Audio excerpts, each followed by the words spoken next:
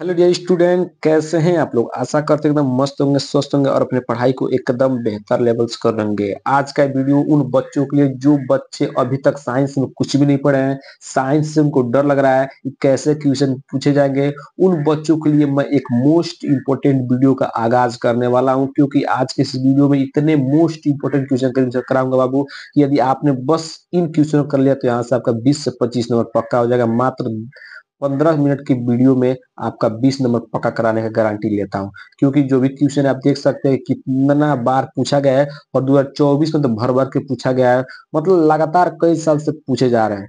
यदि आपको साइंस में डर लग रहा है तो आपको डरने की आवश्यकता नहीं है। मात्र इस वीडियो को देख लेंगे तो आपको एक अलग से ही एनर्जी प्राप्त हो जाएगी। आज महाशिवरात्रि का दिन है और यदि आप आज के दिन मन लगाकर पढ़ देंगे बाबू तो आप एक अच्छा स्कोर कर सकते हैं साइंस में। ठीक है, आपके लिए वीडियो बहुत जल्दी शुरू हो रहा है, तो चलिए वीडियो को स्टार्ट करते हैं। और वीडियो को स्टार्ट करने से पहले यदि आप हमारे चैनल पहली बार आए तो चैनल को सब्सक्राइब कीजिएगा, वीडियो को लाइक और प्यारा सा कमेंट जरूर कीजिएगा। यदि इसका पीडीएफ चाहिए तो आपको कमेंट बॉक्स में पीडीएफ लिख देना है, मैं इसका पीडीएफ आपको प्रोवाइड करा दूंगा, ताकि आपको लिखने के लिए टाइम वेस्ट न करना पड़े, बस आपको याद करना पड़े और याद करके आप एग्जाम में चले जाइए। इसी तरह मैं सभी सब्जेक्ट का मोस्ट क्वेश्चन इस चैनल पर अपलोड कर रहा हूँ, तो आपके लिए चैनल बहुत ज्यादा यूजफुल होने वाला है। ठीक है, तो कुछ मतलब एक एक प्रश्न को समझिए। सबसे पहले मैं आपको दिखा दूं कि सभी प्रश्न कितने मोस्ट इंपोर्टेंट क्वेश्चन है।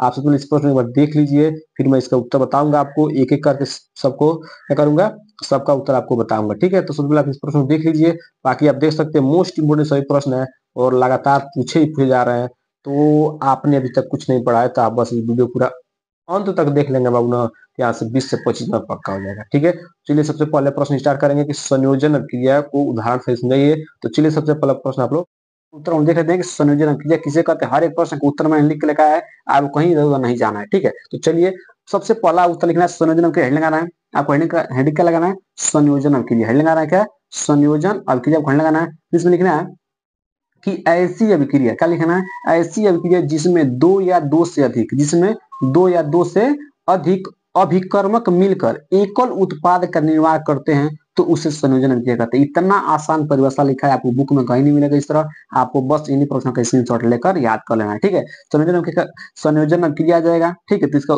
प्रश्न उत्तर क्या लिखना, परिभाषा क्या लिखना है कि ऐसी अभिक्रिया जिसमें दो या दो से अधिक पदार्थ मिलकर या अभिकर्मक मिलकर एकल उत्पाद का निर्माण करते हैं तो उसे कहते हैं संयोजन अभिक्रिया कहते हैं। इसका उदाहरण देखिएगा, उदाहरण में क्या लिखना है, उदाहरण लिखना है जैसे CaO, क्या होता है CO, इसको बोलते हैं बुझा हुआ चूना, कैल्शियम ऑक्साइड। ठीक है, CaO को क्या बोलते हैं, बुझा हुआ चूना। जब बुझा हुआ चूना जल से क्रिया करता है, किससे क्रिया करता है, जल से, तो क्या बनाता है CaOH2 का होल ट्वाइस, इसको बोलते हैं बुझा हुआ चूना। ठीक है, और साथ में क्या निकलता है, उष्मा निकलता है। तो ये कितना अभिकर्मक है, एक अभिकर्मक ये हो गया और एक अभिकर्मक ये हो गया। ठीक है, तो जब दो अभिकर्मक आपस में मिलकर कितने उत्पाद बनाए, केवल एक उत्पाद बनाए तो इसको बोलते हैं एकल उत्पाद। तो जब दो या दो से अधिक अभिकर्मक मिलकर एकल उत्पाद का निर्माण करते हैं तो उसे बोलते हैं, क्या बोलते हैं, संयोजन क्रिया बोलते हैं।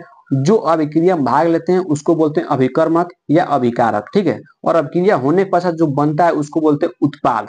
ठीक है, ये आपको याद रखना है, ये बेसिक पॉइंट है। ठीक है, तो सबसे पहला प्रश्न क्या था, संयोजन अभिक्रिया किसे कहते हैं, ये आपको मैंने बता दिया, इसका आप स्क्रीनशॉट ले सकते हैं। अब हम लोग बढ़ते हैं दूसरे वाले प्रश्न पर। दूसरा प्रश्न क्या है, उसको ध्यान से समझिए बाबू। दूसरा प्रश्न आपका है, दूसरा प्रश्न क्या है कि संक्षारण से क्या समझते हैं। Very very most wanted question है। इस संक्षारण के सब क्या समझते हैं, ये आप देख सकते हैं प्रश्न कितने साल से पूछा गया। वेरी वेरी मोस्ट इंपोर्टेंट प्रश्न है, 2024, 2023, 2022, 2018 का प्रश्न है। संक्षारण से आप क्या समझते हैं। ठीक है, संक्षारण से आप क्या समझते हैं, ये भी पूछ सकता है और ये भी पूछ सकता है कि संक्षारण से बचने के लिए दो उपाय लिखिए, ये भी आपसे पूछ सकता है। ठीक है, तो मैं दोनों बता देता हूँ, कोई भी एग्जाम में आप अच्छे से लिख सकते हैं। ठीक है, तो चलिए देखते हैं संक्षारण क्रिया किसे कहते हैं, उसका हम लोग परिभाषा आप लोग आपको मैं बता देता हूँ। ठीक है, ऐसा ही लिखना है जैसे मैंने लिखा है। ठीक है, आपको हेडिंग लगाना है संक्षारण क्रिया, क्या लगाना है, आपको हेडिंग लगाना है संक्षारण अभिक्रिया। ठीक है, ठीक है, देखिए संक्षारण क्रिया क्या लिखना है, ध्यान समझिएगा।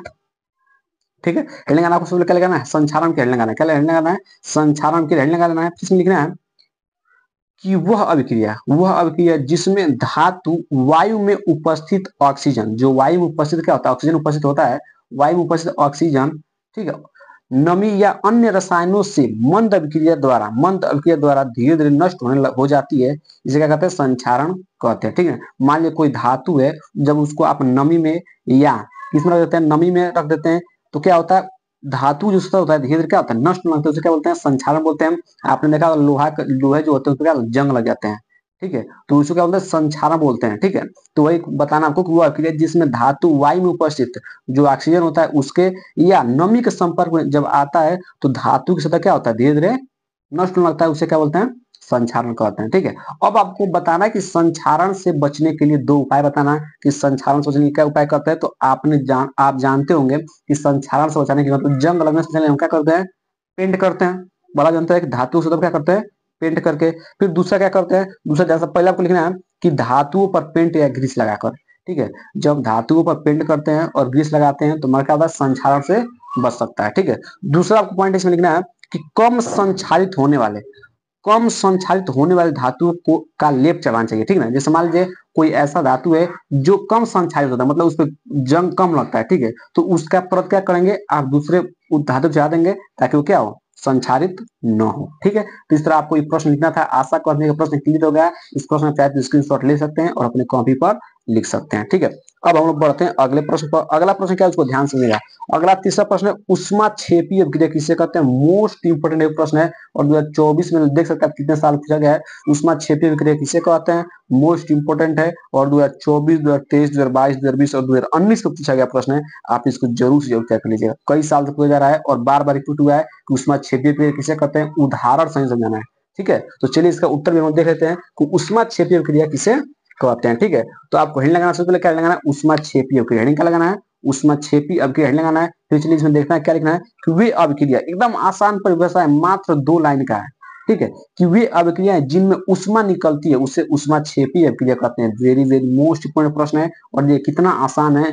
उष्मा क्षेपी अभिक्रिया किसे कहते हैं, वे अभिक्रियाएं जिनमें उष्मा निकलती है उसे उष्मा क्षेपी अभिक्रिया कहते हैं, ठीक है। अब उदाहरण के दे सकते हैं, उदाहरण क्या दे सकते हैं, देखिए जैसे सी मतलब क्या होता है, सी से कार्बन, और कार्बन का अपरूप क्या होता है, ग्रेफाइट होता है, ठीक है। तो जब कार्बन किससे क्रिया करता है, ऑक्सीजन से क्रिया करता है तो क्या बनाता है, कार्बन डाइऑक्साइड, और साथ में क्या निकलता है, 94.0 मतलब 94 किलो का क्या निकलता है, उष्मा निकलता है, ठीक है। तो वे अभिक्रिया जिसमें उष्मा बाहर निकलती है उसे तो उष्मा क्षेपी अभिक्रिया बोलते हैं। देखिए उष्मा कितना निकल रहा है, 94 किलो कैलोरी निकल रहा है, ठीक है। तो ये क्या हो गया, आपका उष्मा क्षेपी अभिक्रिया हो गई। इसको उदाहरण से लिखना था, मैंने बता दिया है।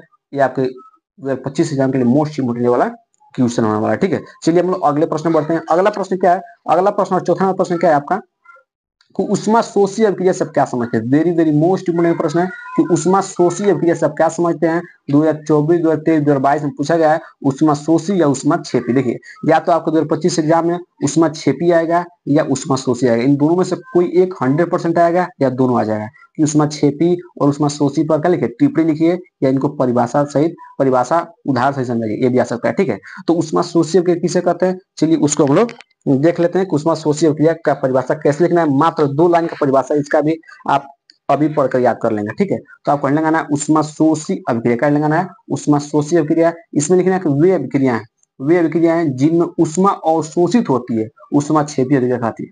उष्मा क्षेपी में उष्मा बाहर निकलेगी और उष्मा शोषी में क्या होगी, उसमें क्या होगा, अवशोषित होगी, मतलब उष्मा इसको दिया जाएगा, ठीक है, तब क्या होगी, अभिक्रिया होगी। तो वे अभिक्रिया जिनमें उष्मा अवशोषित होती है उष्मा शोषी अभिक्रिया कहलाती है। उदाहरण देखेगा, उदाहरण देखना आप समझ में आ जाएगा, ठीक है। उदाहरण लिखना है, जैसे मान लीजिए नाइट्रोजन है, नाइट्रोजन जब ऑक्सीजन से क्रिया करता है तो, और जब ये दोनों आपस में क्रिया तभी करते हैं जब कितना उष्मा दिया जाता है, 45 किलो के जब उष्मा देंगे तो अभिक्रिया क्या होगा, संपन्न होगी। तो इससे क्या बनेगा, NO2, जिसको हम क्या बोलते हैं, नाइट्रिक ऑक्साइड बोलते हैं। क्या बोलते हैं, नाइट्रिक ऑक्साइड बोलते हैं, ठीक है। जब N2 प्लस O2 को जब 45 किलो कैलोरी उष्मा दिया जाएगा साथ में तो क्या बनेगा, नाइट्रिक ऑक्साइड बनेगा, ठीक है। तो इससे क्या होगा, इस अभिक्रिया में क्या दिया जा रहा है, उष्मा अवशोषित हो रही है, मतलब उष्मा दिया जा रहा है, ठीक है। इसको क्या बोलेंगे, उष्मा शोषी अभिक्रिया कहेंगे, ठीक है। आशा करते हैं कि प्रश्न क्लियर हो गया होगा। इसी तरह आप एक एक प्रश्न को देखते रहिएगा, मोस्ट इंपोर्टेंट सही प्रश्न होने वाला, ठीक है। चलिए अगला प्रश्न क्या है, अगला प्रश्न आपका है, अगला 5वां प्रश्न वेरी वेरी मोस्ट इंपोर्टेंट प्रश्न है। 5वां प्रश्न मैंने ऑलरेडी स्टार बना दिया है कि प्रश्न 2025 में छप जाएगा 100%। मैं लिख कर दे रहा हूँ कि 2025 का आउट क्वेश्चन होने वाला, ठीक है। कि विद्युत रसायन श्रेणी को स्पष्ट कीजिए, क्या करना है आपको, विद्युत रसायन श्रेणी को स्पष्ट करना है और इसके 2 अनुप्रयोग भी लिखना है। वेरी वेरी वेरी इंपोर्टेंट, कितना वेरी लीजिए तभी भी कम है क्योंकि प्रश्न बेहद इंपोर्टेंट है। 2024 का कोई भी पेपर उठा के देख लीजिए, विद्युत रसायन श्रेणी जरूर आया है, ठीक है। तो विद्युत रसायन श्रेणी किसे कहते हैं स्पष्ट कीजिए और इसके 2 क्या लिखिए, अनुप्रयोग लिखिए, ठीक है। 2024, 23, 22, 20, 19, 18, 17 देख सकते हैं कितना मोस्ट इंपोर्टेंट प्रश्न है कि विद्युत रसायन श्रेणी किसे कहते हैं, ठीक है। और इसके दो अनुप्रयोग लिखना है। तो चलिए इसका उत्तर हम लोग देख लेते हैं, इसका उत्तर आपको कैसे लिखना है, ठीक है। तो चलिए हम लोग देखते हैं। तो देखिए कैसे लिखना है, विद्युत चर श्रेणी परिभाषा क्या लिखना है, ध्यान समझिएगा। एकदम आसान भाषा में लिखा गया है, एक बार पढ़ेंगे याद हो जाएगा, ठीक है। बस आपको एक बार पढ़ना है और आपको क्या हो जाएगा, याद हो जाएगा। थोड़ा सा इसको मैं छोटा करता हूँ ताकि आपको पूरा दिखाई दे, ठीक है। हेडिंग, अब आपको हेडिंग लगाना है विद्युत चर श्रेणी, आपको हेडिंग लगा देना है। फिर इसमें लिखना है कि जब धातुओं को उनकी घटती क्या हुआ, वो उनकी घटती क्रियाशीलता के क्रम में व्यवस्थित किया जाता है, तो प्राप्त श्रेणी को क्या कहते हैं, विद्युत श्रेणी क्या कहते हैं, ठीक है। जब मान लीजिए जब धातुओं को उनके घटती क्रियाशीलता क्रम में क्या करेंगे, आप जब व्यवस्थित करेंगे इस प्रकार आपको जो श्रेणी प्राप्त होगी उसे क्या बोलेंगे, विद्युत श्रेणी बोलेंगे, ठीक है। इस तरह आपको विद्युत श्रेणी की परिभाषा लिखना है, एकदम आसान है, मात्र 2 लाइन में आप इसका परिभाषा लिख सकते हैं, एकदम आसान है, ठीक है। जब धातुओं को उनकी घटती क्रियाशीलता के क्रम में व्यवस्थित किया जाता है तो प्राप्त श्रेणी को विद्युत श्रेणी कहते हैं। अब हम चलते हैं इसका अनुप्रयोग देखते हैं। तो आपको हेड लगाना है अनुप्रयोग, क्या हेड लगाना है, अनुप्रयोग हेड लगाना है। और इसमें पहला लिखना है कि धातुओं की क्रियाशीलता की तुलना करने में जो विद्युत श्रेणी का प्रयोग कहाँ होता है, पहला धातु की क्रियाशीलता की तुलना करने में। सर क्रियाशीलता का मतलब क्या है कि कौन धातु कितना क्रियाशील है, उसकी तुलना किससे की जाती है, विद्युत रसायन श्रेणी से की जाती है, ठीक है। पहला अनुप्रयोग हो गया। दूसरा अनुप्रयोग लिखना है कि धातुओं की अपचयन क्षमता की तुलना करने में, ठीक है। धातुओं की अपचयन क्षमता की तुलना करने में किसका प्रयोग होता है, विद्युत रसायन श्रेणी का प्रयोग होता है, ठीक है। इस प्रश्न का स्क्रीनशॉट ले लीजिए, यहाँ से आपका 4 नंबर पक्का हो गया 100% बाबू। ये प्रश्न 100% ही आएगा, ठीक है। अब हम लोग बढ़ते हैं अगले प्रश्न पर। अगला प्रश्न है कि मिश्र धातु किसे कहते हैं, कापर की 2 प्रमुख मिश्र धातुओं का नाम व उपयोग लिखिए। मोस्ट इंपोर्टेंट है प्रश्न बाबू कि मिश्र धातु किसे कहते हैं, ठीक है। कापर की 2 प्रमुख मिश्र धातुओं के नाम व उपयोग लिखिए, ठीक है। 2024, 2023, 2022 में पूछा गया है और मोस्ट इंपोर्टेंट प्रश्न है, ठीक है। कि मिश्र धातु किसे कहते हैं। चलिए इसका परिभाषा हम देख लेते हैं कि मिश्र धातु किसे कहेंगे। आपको इसका परिभाषा कैसे लिखना है वो आप लोग देख लीजिए, ठीक है। तो चलिए देखिए मिश्र धातु का परिभाषा कैसे, एकदम आसान भाषा में लिखा है, इतना ही आपको लिखना है और एक बार पढ़ेंगे तो याद हो जाएगा, ठीक है। हेडिंग लगाना है मिश्र धातु, हेडिंग क्या लगाना है, मिश्र धातु, ब्लैक पर हेडिंग लगाना है। फिर लिखना है कि जब 2 या 2 से अधिक तत्वों के आंशिक या पूर्व ठोस विलयन को मिश्र धातु कहते हैं। क्या कहते हैं वो, 2 या 2 से अधिक तत्वों के आंशिक या पूर्व ठोस विलयन को क्या कहते हैं, मिश्र धातु कहते हैं, ठीक है। अब आपको क्या कहता है, कापर के 2 प्रमुख अयस्कों के नाम लिखना था। तो हेडिंग लगाना आपको कापर के 2 अयस्कों के नाम, हेडिंग लगाना। फिर इसमें लिखना, पहले लिखना है copper glass, very very most important है वाला अयस्क है कापर का। इसका सूत्र होता है Cu2S। आपसे विकल्प में पूछ सकता है कि कापर ग्लास का सूत्र होता है, तो आपको बताना है Cu2S, ठीक है। दूसरा आपको लिखना है कापर पाइराइट, ये भी मोस्ट इंपोर्टेंट इसका क्या है, अयस्क का पाइराइट का सूत्र होता है CuFeS2। इस सूत्र आपको याद रखना है, ठीक है। तो इस तरह कापर के 2 अयस्क आपको बता दिए, कापर ग्लास और कापर पाइराइट, ठीक है। तो इस तरह का प्रश्न क्या होगा, कंप्लीट हो गया। आप चाहे तो इसका स्क्रीनशॉट ले सकते हैं। फिर हम लोग बढ़ेंगे अब अगले प्रश्न पर कि अगला प्रश्न क्या पूछा है, ठीक है। इसको हम लोग साइड करते हैं। फिर अगला प्रश्न है, अगला प्रश्न क्या आपका 7वां प्रश्न है कि एक जस्ते की छड़ को, वेरी वेरी मोस्ट इंपोर्टेंट प्रश्न है। और आपको यदि विद्युत श्रेणी पता होगा तो इस आंसर कर ले जाएंगे कि जब एक जस्ते की छड़ को कापर सल्फेट के विलयन में डालने पर उसका नीला रंग धीरे धीरे गायब हो जाता है, क्यों, ठीक है। 2024 का प्रश्न पूछा गया है, 2024, 2023, 2020 और 2018 प्रश्न आया है और वेरी वेरी इंपोर्टेंट प्रश्न है, ठीक है। तो चलिए इसका उत्तर आपको ऐसे लिखना, एकदम आसान भाषा में मैंने लिखा है। यदि आप एक बार इसको देख लेंगे तो आपको क्या हो जाएगा, याद हो जाएगा। तो आपको बस इतना ही क्या करना है, लिखना है, ठीक है। तो चलिए इसका उत्तर मैं आपको बताता हूँ। देखिए इसका उत्तर क्या लिखना है कि जब क्या लिखना है कि जस्ता कापर से अधिक क्रियाशील होने के कारण, उत्तर क्या लिखना है कि जस्ता कापर से अधिक क्रियाशील होने के कारण जब कापर सल्फेट के विलयन में जस्ता को डाला जाता है तो जस्ता कापर को विस्थापित कर देता है, जिसके कारण विलयन का रंग धीरे धीरे क्या होता है, गायब होने लगता है, ठीक है। मोस्ट इंपोर्टेंट प्रश्न है कि इसका उत्तर इतना ही बोलना, ठीक है। तो चाहे तो आप स्क्रीनशॉट ले सकते हैं कि जस्ता कापर से अधिक क्रियाशील होने के कारण जब कापर सल्फेट के विलयन में जस्ता को डाला जाता है तो जस्ता क्या होता है, कापर को विस्थापित कर देता है और जिसके कारण क्या होता है, विलयन का धीरे धीरे क्या होता है, गायब होने लगता है, ठीक है। तो इसका उत्तर आपको बस इतना लिखना था। अब हम चलते हैं इसके अगले वाले प्रश्न पर। अगला प्रश्न है कि आयनिक यौगिकों का गलनांक कुछ क्यों होता है। वेरी वेरी मोस्ट इंपोर्टेंट प्रश्न है और 2024 के में प्रश्न आया है, 2024, 2023, 2022 में प्रश्न आया है कि आयनिक यौगिकों का गलनांक कुछ क्यों होता है, इसका कारण लिखना है। तो चलिए मैं इसका उत्तर बताता हूँ कि आयनिक यौगिकों का गलनांक कुछ क्यों होता है। ठीक है, तो सबसे पहला आपको पॉइंट लिखना है, सबसे पहला पॉइंट आपका लिखना है, ध्यान से देखिएगा। पहला पॉइंट लिख रहा है कि आयनिक यौगिक आयनों से मिलकर बने होते हैं। जो आयनिक यौगिक होते हैं वो आयनों से मिलकर होते हैं। जैसे मान लीजिए आपका NaCl मैंने लिखा है, NaCl का एक आपका क्या है, एक लवण है, ठीक है। तो किससे मिलकर बना होता है, Na मतलब Na प्लस और Cl माइनस, मतलब किससे मिलकर बना है, आयनों से। यही आयनों से मिलकर बने होती है, इसलिए जब हम आयनों को तोड़ते हैं तो क्या क्या होता है बाबू, उनको अधिक से अधिक ऊष्मा देना होता है। ठीक है, तो इसलिए गलनांक क्या होता है, उच्च होता है। मतलब इनको गलाने के लिए, मतलब क्या करना है, इनको तोड़ने के लिए, गलाने के लिए क्या करते हैं हम लोग, अधिक से अधिक ऊष्मा देते हैं, तो इसलिए गलनांक क्या होता है, उच्च होता है। ठीक है, तो पहला कारण लिखना है आयनिक यौगिक का गलनांक, आयनिक यौगिक आयनों से मिलकर बना होते हैं। फिर दूसरा को लिखना है कि इनमें धनात्मक और ऋणात्मक आवेशित आयनों के बीच मजबूत आकर्षण बल होता है। जैसे मान लीजिए Na प्लस, इसका कौन चार्ज है, प्लस चार्ज है, Cl कौन चार्ज है, माइनस चार्ज है, तो इनके बीच क्या होता है, मजबूत आकर्षण बल होता है। और इसी मजबूत आकर्षण बल को तोड़ने के लिए क्या करना होता है, हमको अधिक ऊष्मा देनी होती है। ठीक है, तब ये क्या होता है, या इनके बंद बीच में जो बंद बने क्या करते हैं, टूटते हैं। ठीक है, तो आयनों के बीच क्या होता है, मजबूत आकर्षण बल होता है, इसीलिए क्या होता है, आयनिक यौगिक का गलनांक क्या होता है, उच्च होता है। तो बस आपको इसमें 2 ही पॉइंट इसमें लिखना था। आशा करते हैं कि प्रश्न क्लियर हो गया। अब हम बढ़ते हैं अगले प्रश्न पर। अगला प्रश्न क्या है, 9वां प्रश्न आपका है कि भर्जन से आप क्या समझते हैं। वेरी वेरी मोस्ट इंपोर्टेंट प्रश्न है कि भर्जन से आप क्या समझते हैं। ठीक है, भर्जन से आप क्या समझते हैं, वेरी वेरी इंपॉर्टेंट प्रश्न है। और आपका 2024, 2023, 2020 में पूछा गया कि भर्जन से आप क्या समझते हैं। चैप्टर नंबर 4 का इंपॉर्टेंट क्वेश्चन है भर्जन। ठीक है, तो इसका उत्तर मात्र बहुत आसान भाषा में है, एक बार पढ़ेंगे याद हो जाएगा। चलिए इसका उत्तर देखिए, हेडिंग आना है भर्जन। क्या लगाना है, भर्जन।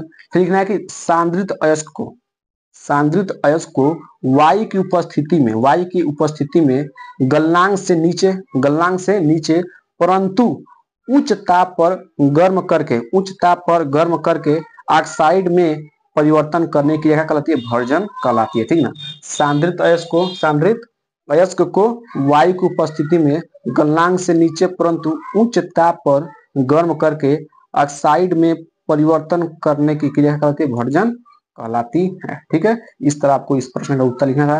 अब हम लोग बढ़ते हैं अगले वाले प्रश्न पर।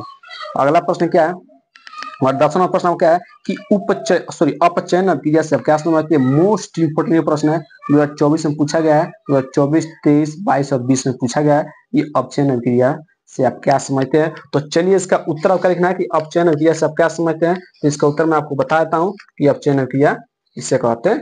ठीक है, चलिए देखिए उसका उत्तर। इसका उत्तर क्या लिखना, ध्यान समझिए। हेडिंग आना अपचयन क्रिया, इसमें लिखना है कि किसी पदार्थ में ऑक्सीजन का निष्कासन अथवा हाइड्रोजन का योग अपचयन क्रिया कहलाती है। देखिए इतना आसान परिभाषा है कि किसी पदार्थ में ऑक्सीजन का निष्कासन मतलब ऑक्सीजन बाहर निकले अथवा हाइड्रोजन जुड़े, इसीलिए क्या कहते हैं, अपचयन क्रिया कहते हैं। इसका स्क्रीनशॉट लेकर याद कर लीजिए। ठीक है, अब हम लोग बढ़ते हैं अगले प्रश्न। हम लोग टोटल कितना प्रश्न कर लिया है, टोटल हमने 10 प्रश्न कर लिया है। ठीक है, मात्र 18 मिनट में। अब हम लोग चलते हैं 5 और प्रश्न कर लेते हैं ताकि हमारा 15 क्वेश्चन तैयार हो जाए और इससे बाहर न जाए। ठीक है, तो अगला प्रश्न आपको क्या है, अगला प्रश्न आपको ध्यान सुनिएगा। अगला प्रश्न आपको क्या तैयार करना है उसको देखिए। ठीक है, तो इस वीडियो में हम लोग 10 ही प्रश्न रहते हैं, बाकी 5 प्रश्न मैंने बोला है उसको अगले वीडियो में कवर कर दूंगा।